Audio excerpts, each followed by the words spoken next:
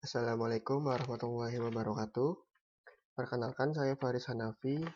Di sini saya akan membahas tentang regresi linear sederhana menggunakan aplikasi SPSS. Jadi, analisis regresi linear merupakan metode statistik yang mempelajari bentuk hubungan antara satu atau lebih pengubah bebas atau X dan terhadap berubah terikat atau Y. Jadi langsung saja kita ke contoh soal. Diamati 10 perusahaan yang memproduksi laptop, kemudian dicatat pengeluaran iklan dalam hitungan miliar, dan profit juga dalam hitungan miliar selama tahun 2015. Maka tentukan ke soal yang pertama, persamaan model regresi dan maknanya. Jadi langsung saja kita masukkan angka ini ke dalam aplikasi SPSS.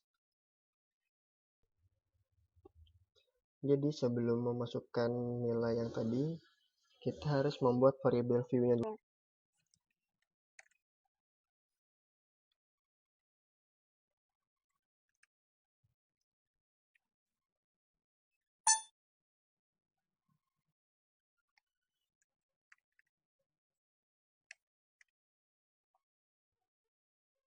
Jika sudah, kita tinggal masukkan ke data view.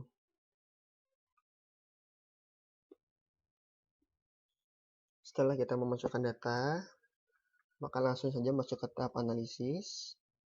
Kita masuk ke menu analisis, regresi, dan yang linear. Lalu kita masukkan iklan pada kolom independen atau pengubah bebas, dan kita masukkan profit ke menu dependen. Setelah itu kita buka statistik, lalu kita tentang model fit, yang model fit ini mengeluarkan persamaan model regresi linear sederhana, dan R.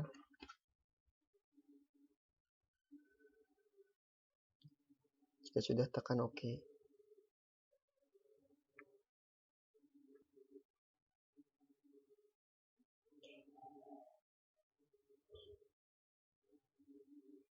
Ini datanya sudah keluar, lalu tinggal kita kopikan saja. Setelah kita pastekan di sini, ini merupakan nilai koefisien perhitungan yang tadi. Didapatkan nilai konstannya itu 381,951 dan nilai iklan 5,389. Maka kita tuliskan seperti ini, kita bulatkan menjadi 381,95 dan iklannya 5,39. Kita bulatkan.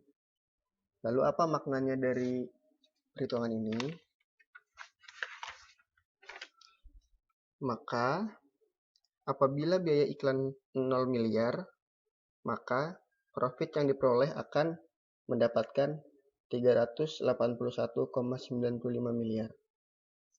Dan apabila biaya iklan bertambah 1 miliar, maka profit akan bertambah 5,39 miliar. Kita lanjut ke soal berikutnya, itu yang B. Apakah iklan berpengaruh pada profit perusahaan?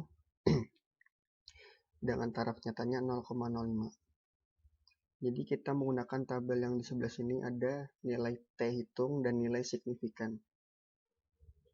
Jadi sebelum kita membuat kesimpulan, kita harus membuat T tabelnya dulu dengan rumus seperti ini.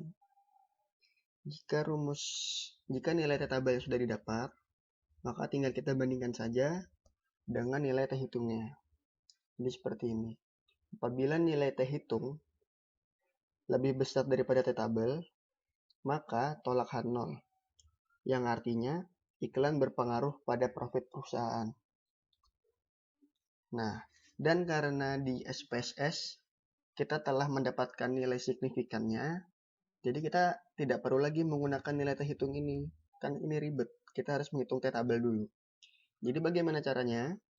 Jadi nilai signifikan di sini adalah 0. Lalu kita uji dengan 0,05. Karena nilai taraf nyatanya 0,5. Jadi apabila nilai signifikannya lebih kecil daripada 0,05, maka tolak H0, yang artinya iklan berpengaruh pada profit perusahaan. Jadi seperti itu. Jadi kita lanjut ke soal nomor 4. Untuk soal nomor 3, pertanyaannya, apakah semakin besar biaya iklan yang dikeluarkan akan semakin besar pula profit yang diperoleh? Dengan taraf nyata 0,05 di sini ya. Jadi perhitungannya itu sama seperti tadi. Kita harus mencari nilai T tabel dulu. Rumusnya seperti ini. Lalu kita masukkan nilai T di sini, T hitung. Jadi apabila nilai T hitung lebih besar daripada nilai T tabel, maka tolak H0. Yang artinya semakin besar biaya iklan yang dikeluarkan, maka semakin besar pula profit yang diperoleh.